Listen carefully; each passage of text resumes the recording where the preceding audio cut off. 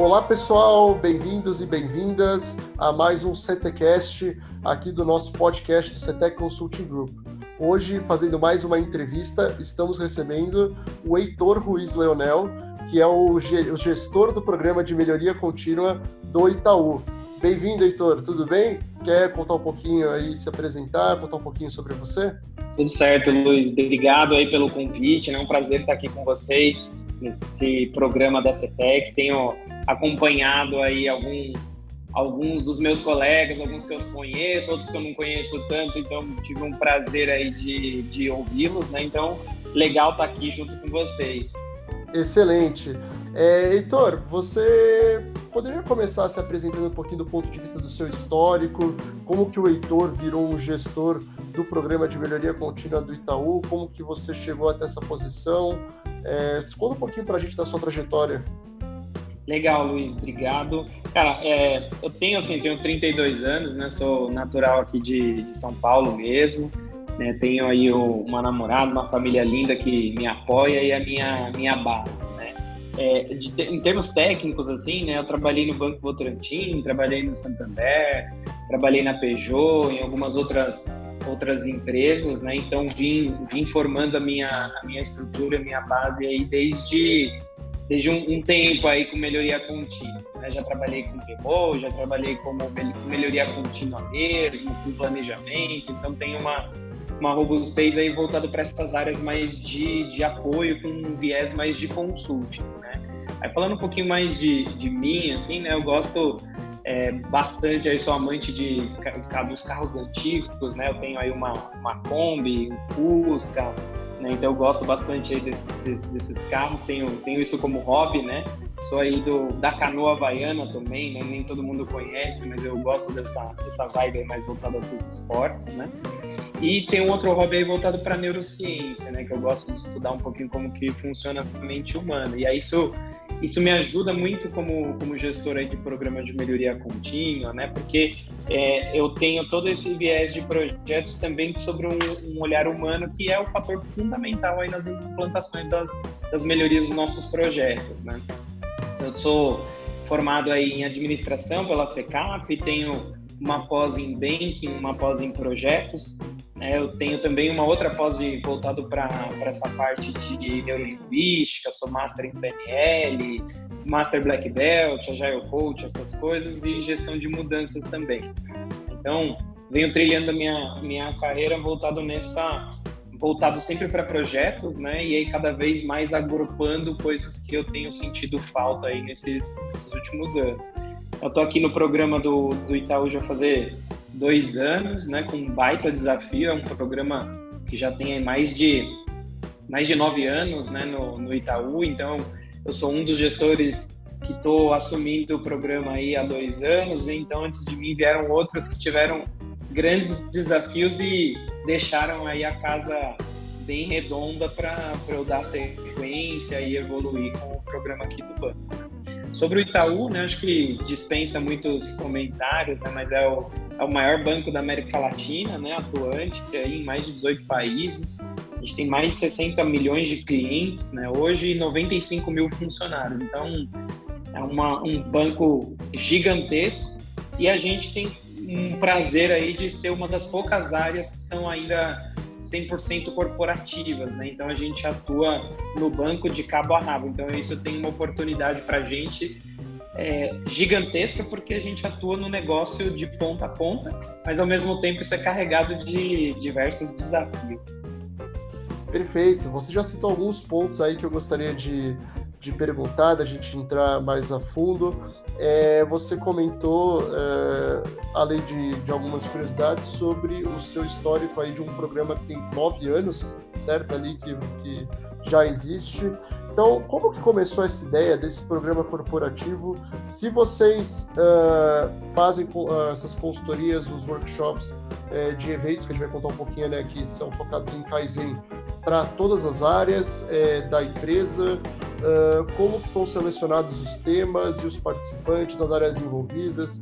É algo que vem de vocês, ou seja, vocês vão nas áreas oferecerem a solução ou as áreas buscam vocês? Conta um pouquinho como é que funciona essa dinâmica para a gente. Beleza, legal, Luiz. Assim, o programa, como eu comentei, tem 9 anos já, né? Ele nasceu de uma necessidade, né? Acho que a maioria dos programas aí nascem dessa forma, né? E a gente tinha um problema lá atrás, que a gente estava crescendo muito em cartões na época, né? E aí a gente também cresceu uma base de reclamação muito grande, porque a gente cresceu muito o negócio e não tinha uma base para sustentar tão estruturada.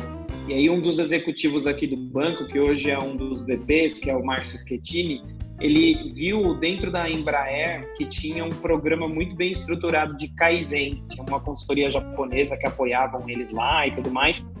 Ele foi visitar e aí ele ficou encantado, achou interessante e deu como desafio para essa consultoria o desafio de arrumar e corrigir esse problema que a gente tinha em cartões especificamente. E aí deu tanto certo e funcionou tão bem que ele falou, putz, eu quero fazer esse negócio crescer. E aí aos pouquinhos ele começou ali em cartões, seguros, veículos, e aí o programa veio expandindo aí ao longo desses 9 anos, né? Até ele virar um programa corporativo como ele é hoje. Aí para você ter um pouco de ideia do tamanho dele, né? Eu falo com alguns pares aí que atuam no mercado e de fato ele chama muita atenção em função de volume. A gente, nesses anos, tem tocado aí uma média de mais de 300 projetos por ano, né? O que chega aí numa base de 2.800 projetos, né, já feitos aí nessa história de Kaizens. A gente já treinou mais de 1/3 do banco, para você ter uma ideia, foram mais de 35 mil colaboradores já capacitados em melhoria contínua de alguma forma, ou sendo participante de um Kaizen, participando de algum workshop, ou até participando das nossas trilhas de formação de pessoas, né? Então isso corrobora muito para a parte de cultura do banco. E tem uma questão que para todas as empresas é fundamental, mas que para um banco fala muito alto também, que é o retorno que o programa traz, né? Então ele trouxe aí já nesses últimos anos mais de 1,5 bi de retorno financeiro. Então, a gente fala muito para as nossas áreas que a gente, para minha área, né, para o meu time, eu falo que a gente não faz parte do core business do banco. Então, a gente precisa se provar todo ano, precisa mostrar que faz sentido a instituição investir na gente. Então, esse retorno financeiro fala bastante sobre isso, né? Você comentou um pouquinho de como funcionam esses eventos, né? A gente tem os eventos lá, eles funcionam dos Kaizens de 1 semana, 2 semanas, até 3 semanas, dependendo do escopo do projeto, né? Isso falando especificamente de Kaizen, tá? A gente faz basicamente uma preparação dos projetos, executa o as-is e desenha ali o to-be, os planos de ação nessas 2 semanas, e depois tem uma etapa de pós-Kaizen que a gente chama de PMO, né? Então tem toda uma parte de transição entre essas etapas, de preparar bem o problema, entender como funciona, levantar os requisitos, indicadores, áreas, entender a maturidade dos processos. Aí executa isso de uma forma coletiva, estruturada, por um líder Kaizen selecionado da área, e a gente atua como um coach, como um apoio, porque o nosso objetivo não é resolver o problema de ninguém, é instruir, ensinar as pessoas a que elas resolvam seus próprios problemas, né? Então, por isso que a gente põe na linha de frente quem de fato tem o problema para resolver e trabalha isso de uma forma coletiva e colaborativa. E aí a gente vai falar um pouquinho de ágil, né? Você já comentou algumas coisas, eu deixo essa para falar mais para frente de como que funciona essa estrutura. E toda essa parte do pós-Kaizen a gente acompanha um plano de ação para entender se aquilo que foi valorado tem uma estima de ganho, se ela está sendo capturada. Então a gente é responsável por ir lá e falar, e aí, área, funcionou? Cara, você precisa de ajuda? Tem algum impeditivo que não está funcionando? Então o nosso projeto, nosso programa aqui atua desde a identificação da oportunidade de melhoria até o dia que ela é implantada e ela está funcionando lá, tá? Então tem esse trabalho bem forte e a gente atua no banco como um todo, né? Então esse é um desafio, porque para você ter uma noção, a gente tem projetos de tudo quanto é jeito, né? De melhorar a recepção do banco, que a gente fez alguns projetos no ano passado, né? De as pessoas que demoravam, às vezes perdiam um crachá, como é que demoravam para chegar, né? E perdiam algum tempo, tá? Então, projetos que são mais simples na teoria, né? E até projetos complexos de contabilidade, de alguns produtos específicos, de tecnologia. Então, tudo que você imaginar aí a gente já fez de projeto, né? RH, marketing, finanças, cartões, veículos, né? E aí o nosso objetivo principal é ser um banco cada vez mais limpo, mais eficiente, né? Com o objetivo de ter o nosso cliente lá na ponta feliz e bem atendido, né? Esse é o nosso principal desafio aqui como área. Você me deu o gancho aí para fazer algumas perguntas e veio na minha cabeça aqui agora para a gente conversar. Da sua opinião, quais são os principais desafios que essa área de Kaizens, de projetos que você conduz, tem numa instituição do tamanho do Itaú? E aí eu vou citar 2 exemplos que me contaram há muito tempo e eu quero que você confirme ou não essa informação, de que as pessoas elas têm uma dificuldade de entender que não é simplesmente fazer um Kaizen aqui para o processo ser mais eficiente, que aí vai depender, vou precisar de uma pessoa a menos. E aí o que o pessoal falava assim, gente, o custo de um headcount numa área comparado ao custo de um processo de cartões, por exemplo, é muito menor. Então, assim, não tem sentido você fazer Kaizens que foquem em redução de headcount quando você tem problemas da casa, que nem você falou, de bilhão. A gente está falando da casa não de bilhão, a gente está falando da casa de bilhão de oportunidades. Você percebe que as pessoas entendem, às vezes, nas áreas, lá vem os caras querendo me cortar e não veem que não tem muita coisa a ver com isso. E o outro ponto que eu queria que você contasse um pouquinho, um outro desafio, é que a gente geralmente gera planos de ação nos Kaizens, e quando a gente gera o plano de ação, a gente tem aquele acompanhamento que vocês fazem aí do PMO. Geralmente nós fazemos aí o D+15, o D+30, só que numa instituição como Itaú, eu imagino que tenha plano de ação aí que, se você não tomar um cuidado, ele fica D+60, D+90. Como é que vocês garantem que essas ações sejam implementadas? Legal. Essa parte que você comentou da eficiência, de corte e tudo mais, acho que é algo que foi superado aí com o tempo, né, no programa, porque ele nasceu com um viés forte de eficiência e ele existe e funciona com um viés de eficiência, só que o nosso principal objetivo aqui é garantir que o cliente lá na ponta está bem atendido. Então, assim, não necessariamente eu preciso trabalhar com o desligamento de alguém. E a gente tem trabalhado muito forte essa parte de cultura de melhoria contínua, Luiz, até para tirar esse viés de tipo, os caras da tesoura e tudo mais. E não é a gente que faz o projeto, né? Quem faz o projeto é o cara. Então a ideia é assim, o Luiz que trouxe o problema, é o Luiz que vai ser o líder do Kaizen. A diferença é que a gente é técnico o suficiente para ensinar, te instruir e provocar durante as salas Kaizen, para que você tenha os insights e saia da sala empoderado para fazer a coisa acontecer.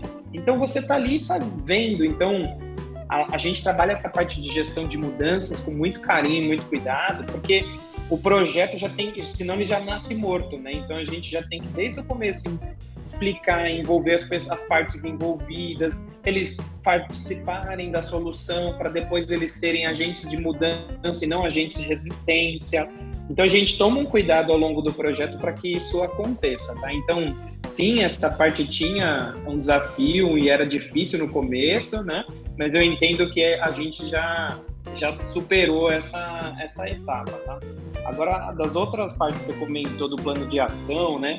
A gente tem planos, assim, de D15, D30, a gente tem alguns que superam, sim, porque tem coisas que demandam avaliações de risco, jurídico e tudo mais, então a gente acompanha um projeto até 6 meses que ele encerrou, tá? Então, ele encerrou, a gente tem 6 meses de atuação de implantação e mais 3 meses da fase de controle.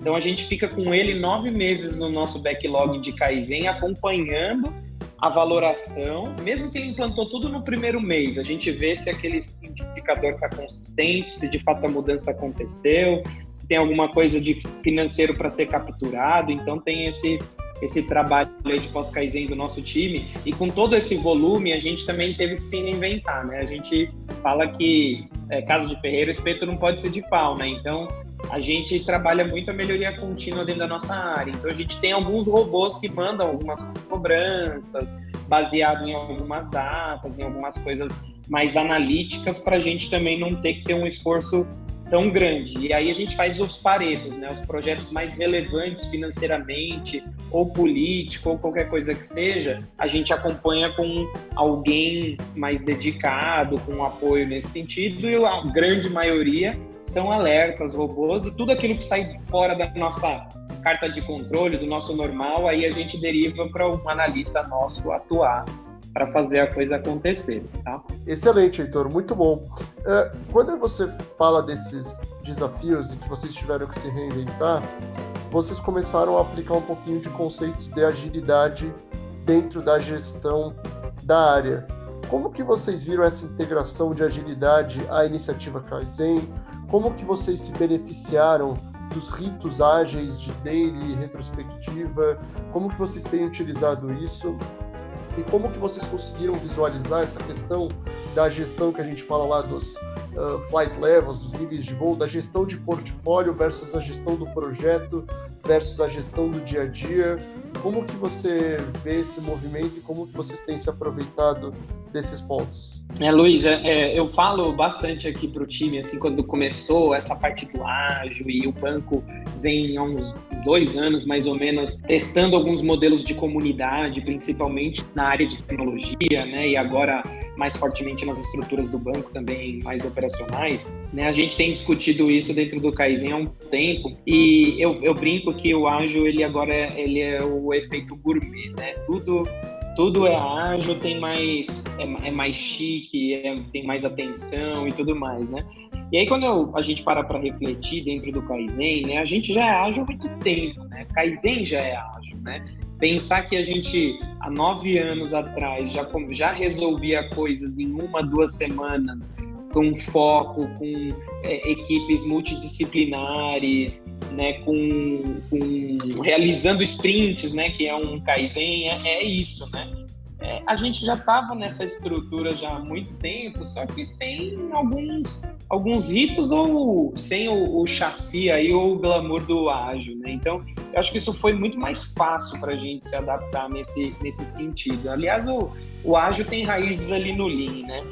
E a gente já tem atuado, né, com essas cerimônias há um bom tempo. A gente sempre teve, por exemplo, dailies do Kaizen para entender como abre o dia, como fecha o dia, né, dentro da semana Kaizen, se a gente está evoluindo dentro de um ritmo esperado, né? A gente não tinha, óbvio, que um gráfico lá de burn down para ver se a gente estava veloz o suficiente ou não, mas tinha o avanço, se estava aderente àquilo que a gente imaginava, né? A gente tem reuniões de abertura, de encerramento do Kaizen. Então, tem muitas coisas que já existiam dentro dessa questão das cerimônias, né? E a gente fez algumas adaptações, né, até para incluir algumas coisas que são muito interessantes aí do contexto do ágil, mas o nosso time já estava bem aculturado nesse sentido, né? Fora que, assim, disciplina para a gente é a palavra de sucesso do nosso programa. Então, a gente trabalha com isso e é muito fácil implantar ritos e modelos dentro da nossa estrutura, né? Além disso, a gente tem toda uma parte de capacitação dos nossos times, né, para eles aprenderem a atuar nesse novo cenário. A gente engloba muito forte a parte de gestão de mudanças que a gente tem comentado, né? Então, tudo isso para a gente garantir o sucesso das entregas de valor aí para os nossos clientes, tá? Então, são palavras que acabam mudando, mas ritos que já existiam aqui muito forte no nosso time, né? A parte de gestão de portfólio é algo que a gente tem um baita desafio, porque a gente tem um capacity restrito, né? E um volume muito grande de projetos, então a gente tem que organizar aí o nosso PCP também de projetos, né? Porque a gente mais entra e executa projetos do que sai, então tem um desafio no pós-Kaizen ali de gestão, de organização, né? Então tem um trabalho bem legal aí sendo feito aí nesse ano de gestão de portfólio, que a gente está investindo em evoluir as nossas ferramentas de controle também, tá? Então, é mais nesse sentido. E a parte de integrar a agilidade, né, como eu já comentei, a gente agora tem focado muito mais em dar este mindset que já era algo que estava dentro do nosso time para as pessoas que vêm fazer Kaizen. Então, a gente incluiu, por exemplo, um capítulo de ágil dentro da nossa formação de belts, né? Seja Yellow ou Green Belt, a gente incluiu o ágil lá dentro, a gente ensina, a gente explica toda a estrutura do ágil baseado num modelo que até a própria CETEC aplica, né? Que é o conceito aí das ondas, né? Do Wave Coach. Então, né? Até para garantir o aprendizado, a aplicação, a mentoria, né, nas horas certas. Então, a gente colocou isso ali dentro e a gente está colaborando para o banco a fazer essa mudança aí para o modelo de gestão ágil. Mas tem um desafio gigantesco aí pela frente. Né? Excelente. Muito bom. Você comentou aí alguns pontos muito interessantes. E para a gente fechar, Heitor, eu queria saber o que você recomendaria para alguém que quer ser um gestor de um programa de melhoria contínua, um gestor de projetos em geral, chegar na posição que você, Heitor, chegou. O que você recomendaria que essa pessoa fizesse, estudasse, por onde que ela poderia começar? O que o Heitor recomendaria para alguém que quer chegar nesse cargo? Legal, acho que toda vez que eu tenho alguma conversa, até com as pessoas do meu time e algumas pessoas que eu faço mentoria aqui dentro do banco, uma das coisas que eu falo muito grande é que a gente tem que ter paixão pelo que a gente faz, né? Então, acho que essa é a parte fundamental, né? Eu sou um viciado em resolver problemas, eu adoro isso. Então, eu gosto de chegar com algo, quando alguém chega e fala, nossa, Heitor, pelo amor de Deus, tô com um baita problema aqui na minha área. Eu fico feliz da vida, não pelo problema que ela tem, mas que eu paro e penso, cara, como é que eu vou resolver esse negócio? É uma área que eu nunca atuei, então me dá prazer em pensar nisso, né? Além disso, de forma prática, né? Acho que tem que ter um olhar muito meticuloso para trabalhar com gestão de projetos, né? Então, é aquela pessoa que não se conforma com qualquer resposta, né? Então, não é tão óbvio assim a resolução de todos os problemas, e você trabalhar com o problema dos outros, ele é muito sensível, porque fatalmente vai envolver pessoas, né? E aí eu digo fatalmente porque a gente tem que tomar um baita cuidado ali, e pessoas não são padronizáveis, né? Elas têm momentos, sentimentos, padrões, modelos de formação e jeitos de trabalhar, e acho que gostar de gente faz toda a diferença aí para ser um bom gestor de projetos, porque são eles que vão dar as respostas, os problemas, né? E são eles que vão garantir o sucesso ou o insucesso do projeto, né? Então, esse é um ponto muito grande. Além disso, tem que estudar muito, assim, tem muitos métodos, tem muitos jeitos de realizar bons projetos, né? Eu não acredito naqueles modelos faça assim e seja feliz, né, dos projetos. Eu acho que muita gente hoje critica a gestão de projetos ali no modelo PMI e tudo mais, mas eu sou um defensor aí do método também, porque eu acho que nem tudo é ágil, né? E todo método tem a sua beleza e seu uso, né? Então, acho que um bom gestor de projetos é aquele cara que tem um bom portfólio de ferramentas, né? Eu brinco com o meu time que a gente tem que ter um cinto do poder, eu falo, né? Que cada vez que a gente faz algum treinamento, alguma capacitação, a gente coloca mais uma ferramenta ali no nosso cinto para a gente ser um profissional mais completo. Então, gestão de projetos, ágil, change, lean, kaizen, OKR, enfim, tem uma lista bem grande aí de evolução, né? Gestão de experiência do cliente, é algo que tem trabalhado muito forte também, né?